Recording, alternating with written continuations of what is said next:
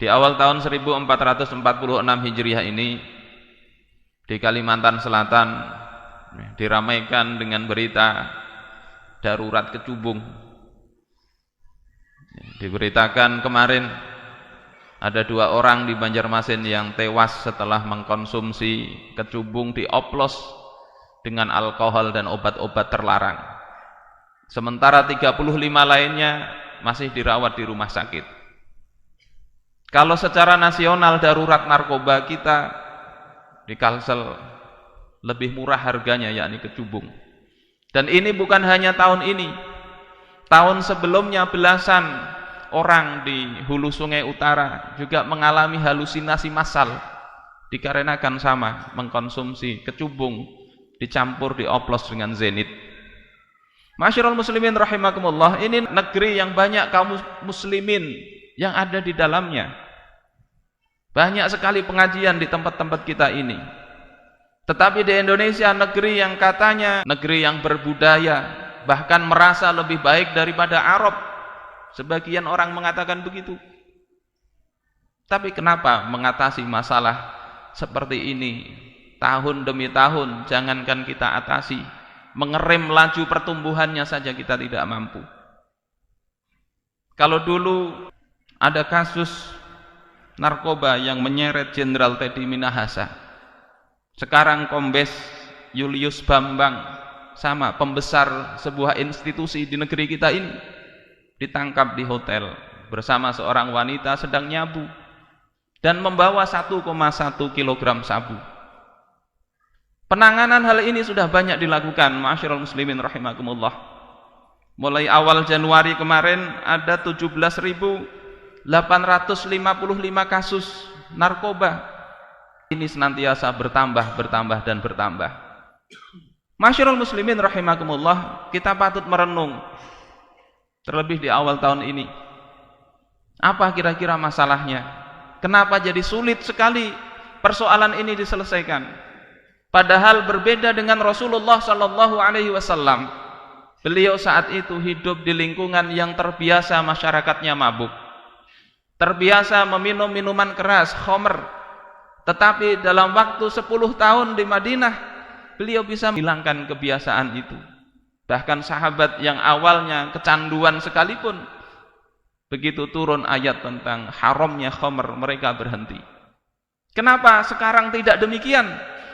Padahal bangsa Indonesia bukan dikenal sebagai bangsa pemabuk.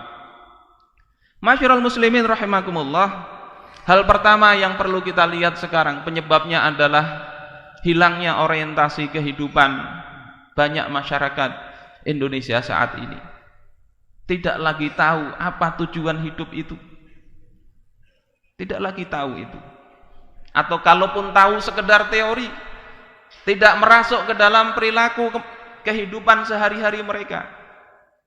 Ini berbeda dengan kehidupan Rasulullah sallallahu alaihi wasallam. Pendidikan yang pertama ditanamkan kepada kaum muslimin adalah pendidikan bagaimana mereka meyakini bahwasanya ada kehidupan setelah kehidupan dunia ini. Mereka akan dimintai pertanggungjawaban. Ini yang ditanamkan bukan sekedar untuk menjawab soal ulangan, tetapi ini yang ditanamkan dalam perilaku mereka. Oleh karena itu kita dapati orang-orang yang luar biasa pada masa itu. Ada ashabus suffah namanya Rabi'ah bin Ka'ab. Beliau disuruh Rasulullah untuk menikah. Orang miskin akan diberi modal oleh Rasulullah sallallahu alaihi wasallam, tapi beliau kemudian menolak dengan alasan, aku tidak ingin jauh dari engkau ya Rasulullah. Dalam kesempatan lain diminta Rabi'ah ini, mintalah engkau kepadaku wahai Rabi'ah.